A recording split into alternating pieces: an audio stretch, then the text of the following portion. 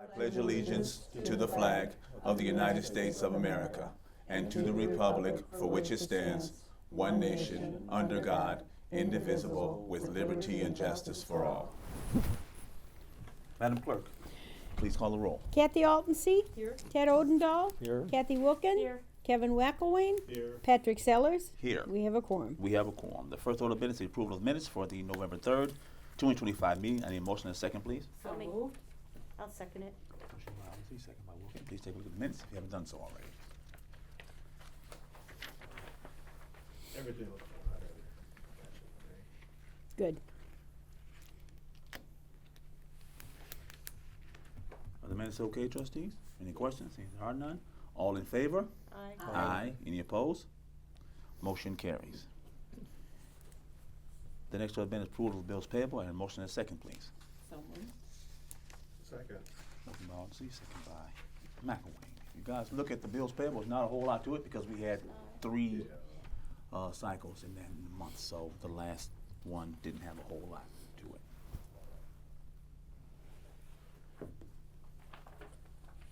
So any questions on claims and demands? Seeing that there are none, Madam Clerk, please call the roll. Wilken. Aye. Altense. Aye. Odendahl. Aye. McElwain. Aye. Sellers. Aye. Motion passed. Motion carries. The next order of business is this discussion of ordinance number 2025-T002 real estate tax levy for fiscal year 2026-2027. We had a motion and a second. Now we're ready for discussion. All right. We're ready. I will let you go. I'm sorry, go ahead. Well, it was just, I don't know if you're making an introduction to it, but I'm looking at the totals from it and the totals of our current budget and saying, ooh, Far as there's a gap. a gap. Well, because our current budget, I mean, we've got, we've budgeted over $1.5 million. Mhm. So that's a lot more than what this ordinance is. So, No. Our budget and our levy are two different things. Okay, we budgeted last year for X amount. We're levying for what we could potentially get for next year. This isn't what we don't know what we're actually going to get. We're just asking for X amount, and that's what we're asking for. So it's not like we have a number to where we say we're going to get this amount. There's no guarantee we're going to get that set amount. We're asking for that amount. but what other income sources? I mean, obviously we get some income from interest, but what other income sources do we have other than the levy? None. Okay. So I didn't go back and look at last year's levy. Mhm. Is this levy lower than last year? Last year's levy was $1,025,500. This year's $1,035,500. We had to increase to compensate for insurance increases. That's in the capital fund, and we had to increase for increases in the audit fund. So we only went up $10,000. Now, our rate last year for our levy was 0.36722. Our rate this year is 0.32923. So our rate went down. So when people look at, I'm sorry. That's an estimate, though. That's an estimate. Right. That's an estimate. So, yeah, you threw me off. I'm Yeah. sorry. So yes, that's all. This is just an estimate. So it's not like we have a knowledge of what we actually are going to receive. These are all estimated numbers. Okay.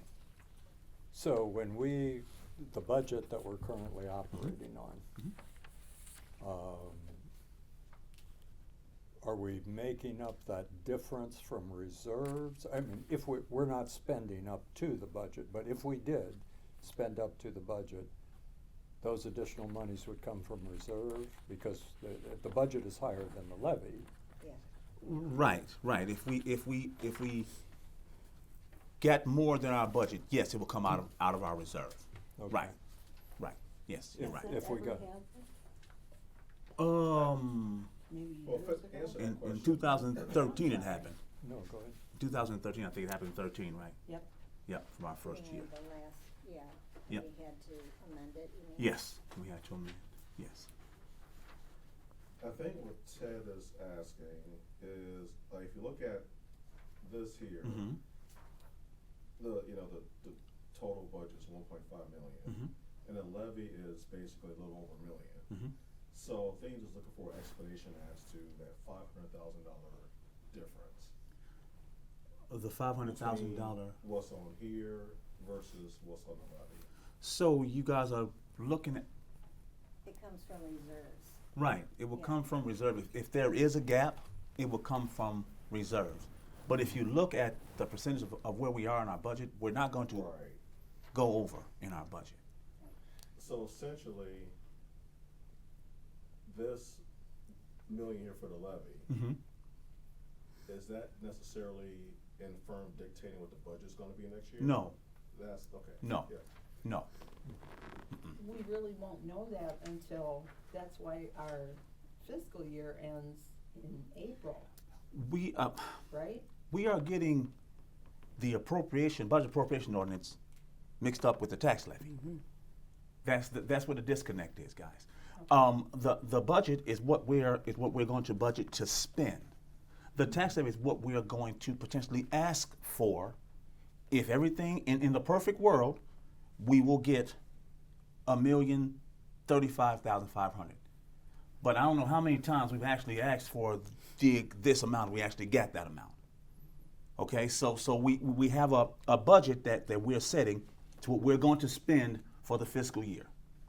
Toward the end of the year, we levy for funds that we could potentially use for our budget for the next year. Am I correct in my? Right, and we have reserves, so we Right. don't need to levy for the full budget. Right. Because we have enough in reserves, and we Right. don't wanna levy too much. Right. And then cause the tax rate to go higher. Right. Yeah, and so that's really my question. Right. And, and I know that, I don't know a whole lot about all the rules in terms of tax levies and such, but I know there are restrictions in different areas. But some of the areas are more flexible than others. Like, so if we look at something like IMRF, am I correct that we can levy up to whatever our actual needs are in IMRF? Yeah, yes, Now we are held to a tax cap. right. So we're held to a cap. So we can't go with that 5. Well, or what the CPI Or is, what and the the CPI CPI is. is less than 5. Right, the That's CPI. overall. Right.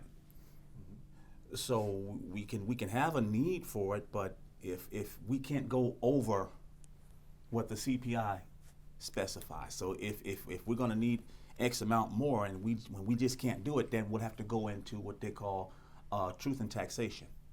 We have to have a hearing to where the public has to agree to let us go above that cap. And if I may, Yes. the general corporate fund and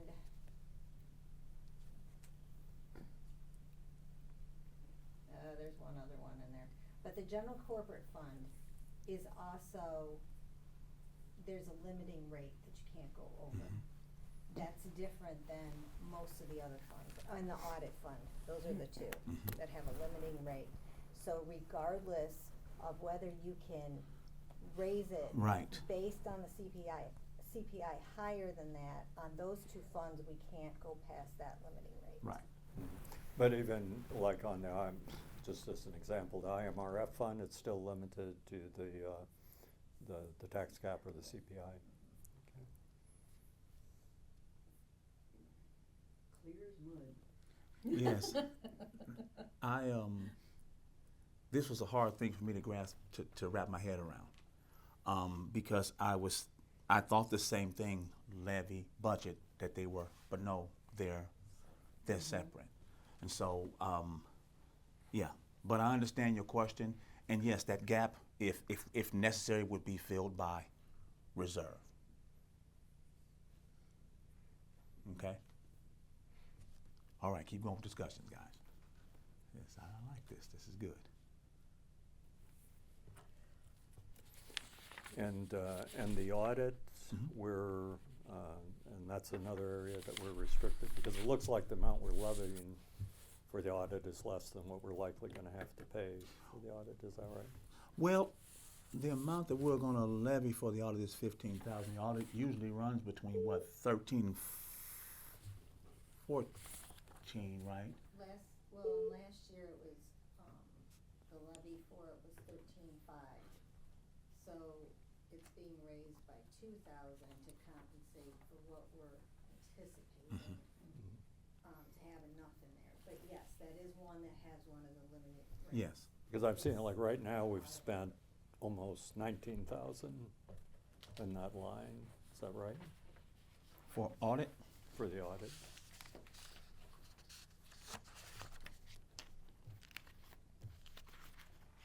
Where? Right here. No, I'm guessing we probably don't have any other expenses for the balance of the year in that No. Right. area. Right. Now, again, we don't know how much is gonna be left over in that line. So where we at here? We're looking at, wait a second, where we at for the audit line? Halfway down the first page, line 35 on the 35, chart got it. number. So yeah, we're gonna have a little bit left over in that line. So, The only thing to keep in mind is that what is in here for the levy is not an exact apples to apples to every line item in the budget. in the budget, right, Exactly. That Right. you're not gonna match up Right. exactly. Right. Yeah, I'm just trying to get a sense of where we have flexibility and where we're very tight. Well, basically. one thing about it, I can say, Liz and I and Maida, we run our budgets very tight. We do. One thing we don't believe in is having fluff and fat in a budget. It's not necessary. So we look at these line items very closely, and Liz will call and she'll ask the auditors, hey, what are you guys' anticipation for increase for next year? And they'll let her know, and then she'll budget accordingly. So we try to run this budget very, very lean, very lean. So, yeah. So if it's down here and it's like this, then it's pretty much to the penny or close to it. It's Yes. a world of difference from 12 years ago. Oh, yeah. Yeah, so historically, since I've been on the board, it's always been pretty lean. What's requested in the levy, I don't remember a time, since I've been on the board, where what's requested in the levy has been sufficient to translate to what we end up having as a final budget. And it's typically, it runs pretty, there's not a lot of room. Each item, for the most part, stays true to what's forecasted. Like anything, there are times when something goes over. So it's not perfect, but for the most part, yes, I don't remember a time where we've had like big swings in any line item, unless something very unexpected happened. One time might happen when we unexpectedly had to do some software changes. Yeah, do a line item transfer, I think, for software Really changes. just 'cause That's the last time Mhm. we did that. Yeah, because we had to change our systems, and the accountant was like, we can't balance these books anymore. And there was something else too, but it's something that came with it we just couldn't foresee, like at this time of the year, we were doing a levy and the budget, so, yeah, it runs pretty lean, so.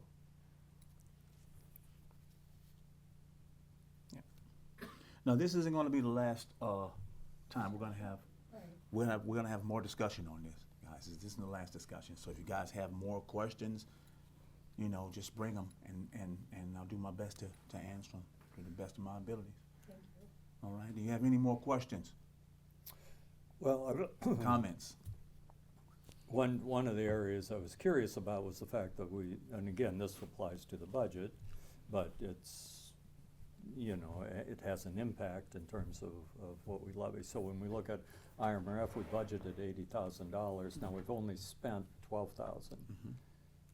So do we anticipate, and we're halfway through the year, so do we anticipate that we're only gonna spend about 24,000? Or are we actually gonna spend something close to 80,000? IMRF, goes off of retirement, and it also goes off of stocks and stuff like that, right? The stock market.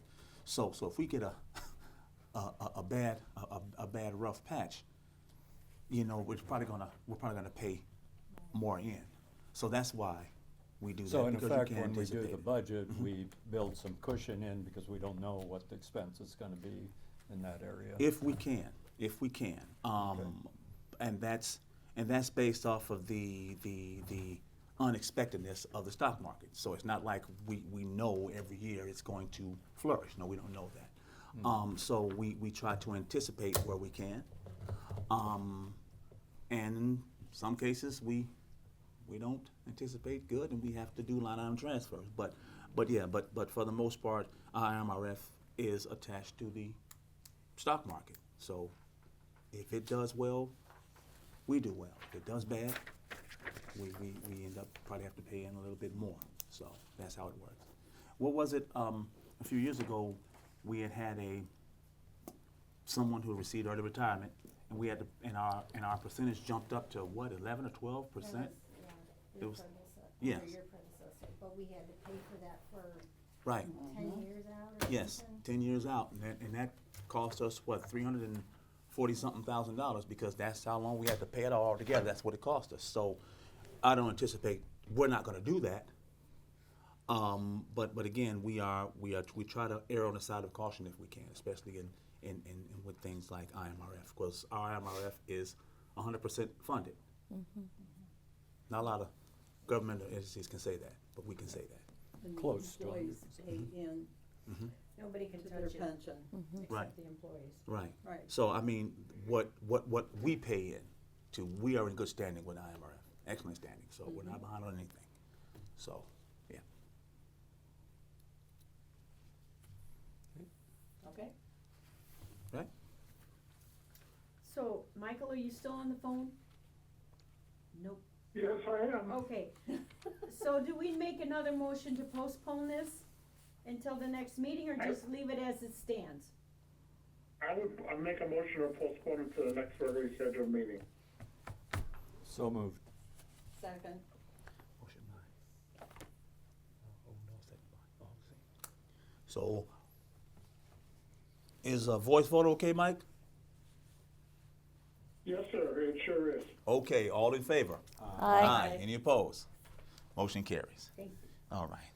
And you can connect the link to this right here, because that was a pretty long I will. discussion. Thank Okay? you very All right. much. All right. I'll need that stuff, I'm gonna put that. I got you. The next order of business is the supervisor's report. I'm going to hand out a copy of our disbursement and a copy of our expenditure budget report. And I'm going to do that real quick. You? I'm sorry. I can't need to hand that all the way around. Everybody needs to get a copy of this. What am I doing? You need one? Here. Okay. There you go. And here you go. Yep. Mike, I have one here for you, okay? Thank you, sir. All righty. And here comes the expenditure of the budget report. So,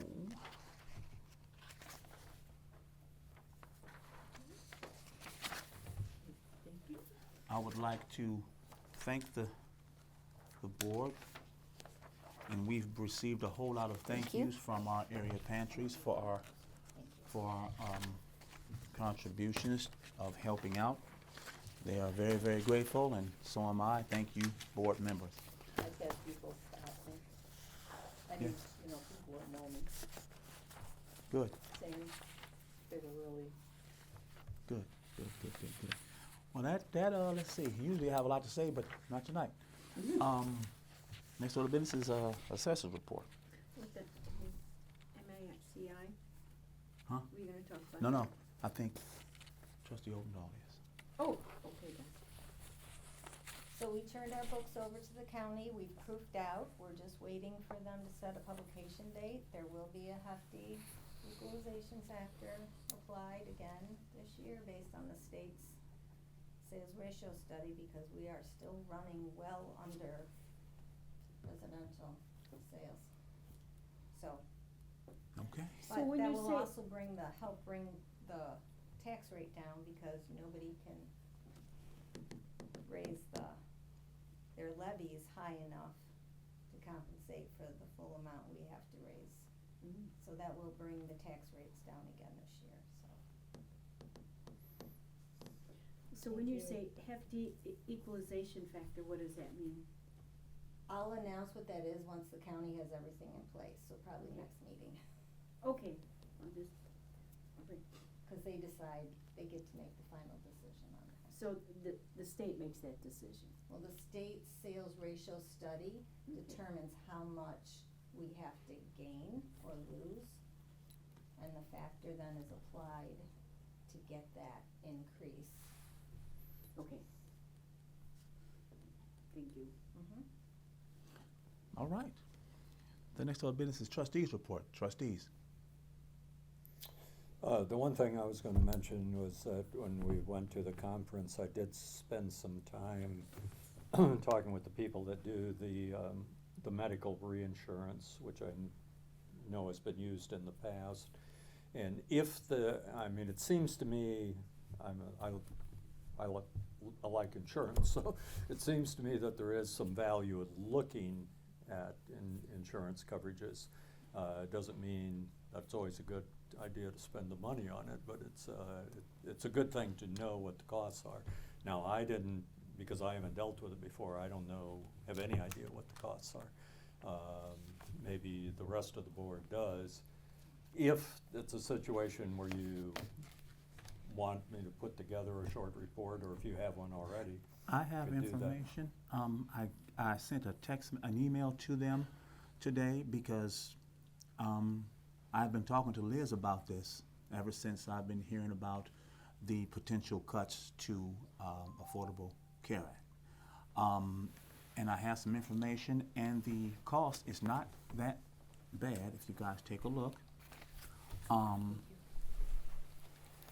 I've also been, I think the attorney, Mike, has been speaking to me about this. We used to have this insurance before the Affordable Care Act was put into play. It's the medical, it's a catastrophic, pretty much, insurance for our clients. So if something were to happen, they're on township assistance. If they don't have any medical assistance, medical, for that, we can help out. If you look at the last page, and you look at our population size, the premium cost. But this was pulled from April 2026, for April 1st, 2026 to June 30th, 2026, is $741. We have a $25,000 deductible, but if that happens, we have someone in the hospital, it pays up to $1 million. So this is something that if the Affordable Care Act is taken away, this is something we're gonna have to provide. So I'm looking at getting the ducks in a row before there's a mad rush. If this happens and the Affordable Care Act is taken away, townships all over the state are going to rush to try and get this insurance back. I'm thinking that we should look at it and take a pragmatic look at it, and if we think it's feasible economically, we should pull the trigger on it. That's just my thoughts. I'm bringing it to you guys. I'll have more information about it once I talk to someone from Mackey, and I'll get more information about how the process works and all of that, and I will bring it back to the board. If you have some information, you can bring it as well, okay? So we've talked about this. I think I've talked with, like I said, I've talked to Liz about it. Mike and I have talked about it.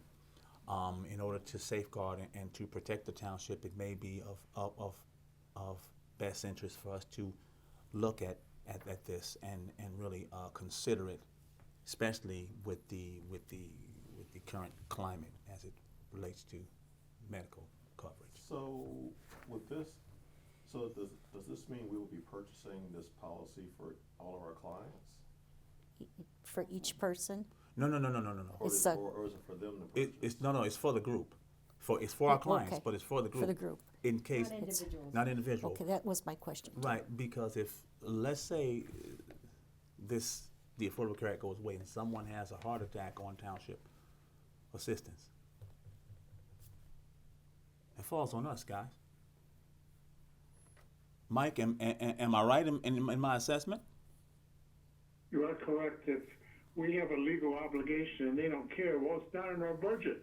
They don't Doesn't care. make a difference. We would have to cover the amount of medical coverage for eligible people. Right? So this, if this heart attack happens anytime during the day, then this would cover that. Is that right? If they're a township client. Yes, if and, they're a township client. and there's That's- no other medical coverage for them. Okay. So today, how is that covered? Through the Affordable Care Act, we have our clients are now receiving, is it Medicaid? Yeah, they receive Medicaid. Okay, so all of our clients Mhm. have coverage under the ACA Mm-hmm. right now. Right. Okay, so if that went away, then this would take its place. Mhm. But it's a $25,000 deductible. Right. So that means we're on the hook for at least $25,000 for each person. Yeah. But I tell you what, I mean, clearly medical expenses get high real quick. Real quick. I mean, real quick. but we're still looking at a significant amount of dollars that we still could be on the hook for. Yep. Wow. Okay. How do we know that all of our clients or future clients, even today, without anything changing, are gonna be covered by the Affordable Care Act? I mean, what if somebody becomes a client and they haven't enrolled in the Affordable Care Act? We haven't had that happen because usually when they come in with a medical card. And if you are pretty much getting DHS services, you're pretty much in there. So that's what happens when they come in. They show us their medical card. We see all this stuff, and our clients have been using it. But if it goes away, and I don't know how it's going to work. Maybe it's only a certain amount that's going to go away. Maybe we don't know. So that's why I'm saying we should just take a look at this and be prepared. Because one thing about it, we'll be able to know before it's all the way snatched away. So and to your point, the clients who come in to Freeport Township, 9 times out of 10, I haven't seen it happen, but 9 times out of 10, they come in with medical cards. We haven't had one that haven't come in without one. And prior to you, that's how it was too. Right. So this is, I think this is one of those, we should take a look at it and be prepared to pull the trigger if it happens and err on the side of caution, because I'd rather do the $25,000 deductible than a $300,000 hospital stay and ambulance ride and all that stuff. Yeah. Another thing to maybe put on our radar, because again, I haven't researched this or And yes, seen guys. all the exactly what's happening with the appropriations towards ACA. But from what I understand, if there are no changes done, even after this vote that's supposed to happen next month, from what I understand, the subsidies that people receive will go back to what it was prior to COVID. Like, it's not going totally away, but basically they still would get some subsidies, but there's a big increase in the premium. So if someone, let's say they can't afford that big increase in premium, is another option to look at possibly is instead of doing this, do we come up with something to make up for the shortfall in what it costs to get an ACA policy? I don't know what those numbers look like compared to this. Cause is this $741 just for per person, or $741 just for us as an organization total? That's $741, not mistaken, for the organization total. Not per person, right? person. It's for the, Okay. It's for a 3-month premium. Right, 3-month because it's premium. prorated, so the Right. full annual would be 4 times that. All right, so So everybody's under the umbrella. So we're looking at about 2,100 then. Okay, all right, got it. All right, so that, yeah, so that would be way cheaper than trying to, yeah, okay. But I get your thought. I get it. Yeah. I get it, absolutely. So like I said, we don't know what's gonna happen, Right. but we need to have this on our radar. And have all of our ducks in a row in case we have to do it. We should have all the information at our fingertips. We should already have the information, know about it, and have all our questions ready to rock and roll. So I will send each one of you a link to this website. Okay. You all take a look. And if you have any questions, there is an email address on there. Email them and tell them who you are and where you're from and ask your questions. Okay? Question. Yes, Do ma'am. we have any pending social security disabilities? Yes. Okay, Yes. Yes, we do. and they have medical coverage. Mhm. Yep. Yes, we do. So, just for my notes clarity, Ted, are you gonna look into it too, into a service or in something like this, or Well, no, this is what I was that's what talking you with were the looking people. about? Oh, about. okay, Yeah. okay, that's what I wanted clarification on, okay. So, like I said, I will email you all the link to Mackey's website, and Okay. it gives you information. Okay? Yeah, one of the basic is, I wonder if they're, I presume, because they don't note it differently, that their administrative fee is prorated also, as well as the premium.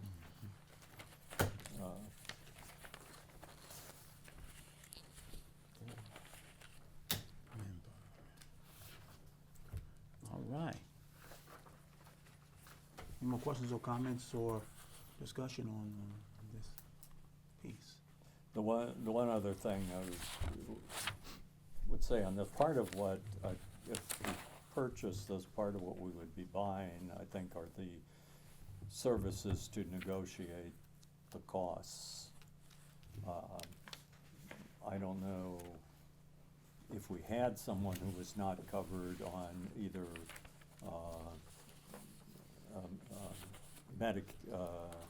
Medicaid or ACA.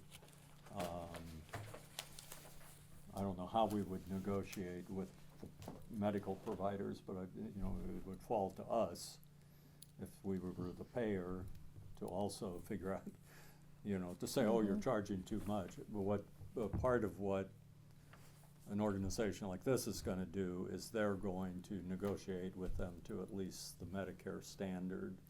And what's customary.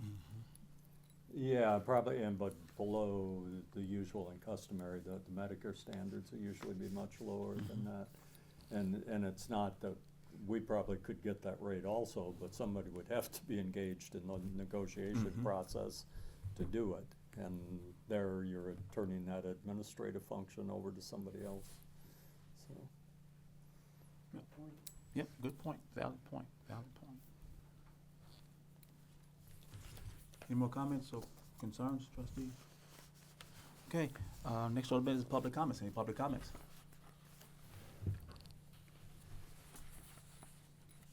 Shane Orlo, just wanna put a thanks out there for you guys being proactive. We see it, in the community, even just tonight at this meeting, about how you're being proactive on things that are down the road. They might not even happen, but, we don't see that from a lot of our local government, so I'm happy that you guys are, ahead of the game when it comes to some of this stuff. I also wanna thank you for being proactive with the, food, issue, the SNAP benefits and, allocating money for things like that. It's, doesn't seem like a large amount out there, but every inch goes a long way. I also just wanna say again, just because we might be out of the woods with some of this stuff, there are always kids in our community that need something, whether it's, a jacket, gloves, whatever. And again, you can reach out to the resource coordinators at the school. You can ask your friends to donate stuff. You just drop it off at the front door. I know at the high school we still have bins out there for collecting food and stuff like that. So if you guys have the ability to reach out, I would appreciate it. I know I have been asking people for stuff, and things like that, so thank you guys.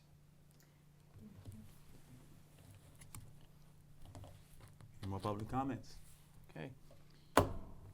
Any other business come before the town?